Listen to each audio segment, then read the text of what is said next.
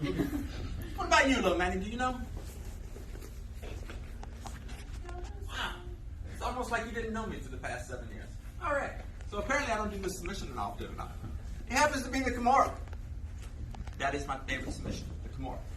And so I'm going to teach you the Kimura tonight. And I'm going to teach you the Kimura from the concept, from the way I view the Kimura, which is a pit bull concept. And you'll see the pit bull on a lot of jiu-jitsu emblems throughout the world. And the concept is, unlike the myths about the pit bull, their jaws do not lock. Like I used to hear that growing up. Oh, their jaws lock and you can't get their mouth open. Absolutely false. The jaw structure of the pit bull is no different than the jaw structure of a Chihuahua or a Poodle or a German Shepherd. And it's just the reason the pit bull's bite is so devastating. And it's not even the most powerful bite. Like the Cane Corso is like 3 times more powerful bite than the pit bull. The Rottweiler has a more powerful bite than the pit bull.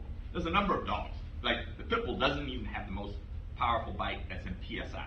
What the pit bull has is he has tenacity, which is he bites and he's like, I will not let go. Just not going to do it. But if you watch my video of the week, this week, I'll explain to you how to make a pit bull let go of a bite when it has another dog by the neck. But I digress.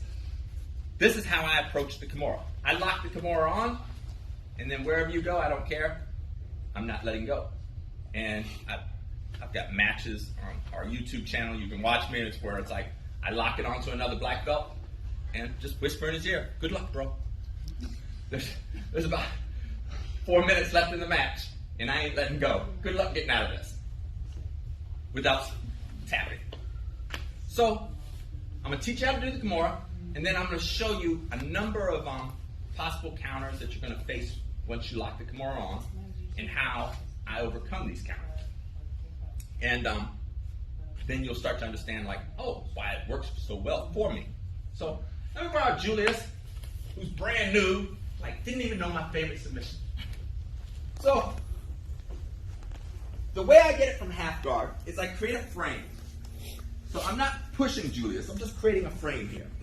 Because I know what Julius wants. Julius is going to try to flatten me and get head control. And so I'm not locking my legs up. And as I feel Julius push into me, now I'm going to make the decision to shrimp back, go over his shoulder, catch the Kimura. Now, we're going to deal later if he connects his hands. But for right now, we're not going to worry about the handbrake. Key elements is I want to be out here 90 degrees. See how Julius is laying on my stomach? It's not a problem for me. Big mistake people make is they get the Kimura and they pull them onto them. You see how my voice changed? This isn't good time. And if it's a really big person that I'm Kimuraing, I'm going to be really uncomfortable. So I want to be at this angle here. My elbow, I will push down on the shoulder because if it's here, Julius can posture up and maybe even reverse Kimura on me. You know, like a bigger, stronger guy. But when I put my elbow on the shoulder, now when Julius tries to posture up, not to say it's impossible, but it's going to be pretty difficult. I keep his tricep to my chest. Another big mistake people make with the Kimura is they do this. You see my arm is fully extended and Julius is not tapping. So don't do that. Keep it tight to the chest. Now what I want to do is I'm on my right hip. I'm going to move to my left hip. You see how that plants Julius' face into the ground? Very unpleasant for him.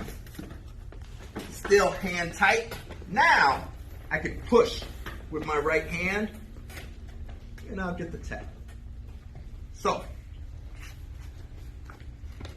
I'm getting the Kimura by creating a frame.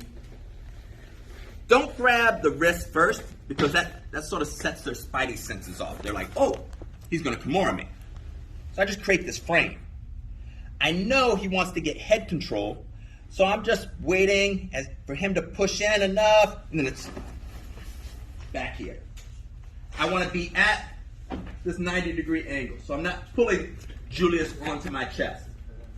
I want to be here. I keep his tricep to my chest, so I'm not pushing up here. It's here. And then I move to my left hip. And then now, I can slowly move Julius's arm, and I will get the tap. Cool, thanks. Josh, can I borrow you, my friend? So, I got my frame. I know Josh wants to get head control. I know he wants to push into me. He wants to smash. So I'm using that against him. I don't lock my legs up because I'm going to move. So I don't hardly ever lock my legs up in side control. I'm here. And then as I start to feel the pressure, I move. And that by moving my frame, that just causes him to sort of fall forward. I keep this leg over his. And then I just start to move my hips. So I'm using my body before I even think about pushing. Now here, a sane person in a tournament should be tapping right now because there's no chance Josh can generate the power to push against this. So if you find yourself here in a tournament, tap right now because all I got to do is just push and we're done. So we're going to do the Kimura just like that. And then we'll deal with what to do if they grab their hands, grab their clothing, grab your legs. We'll deal with all that. But first, I just want you to perfectly hit the Kimura. We're going to build off that. Cool. Let's have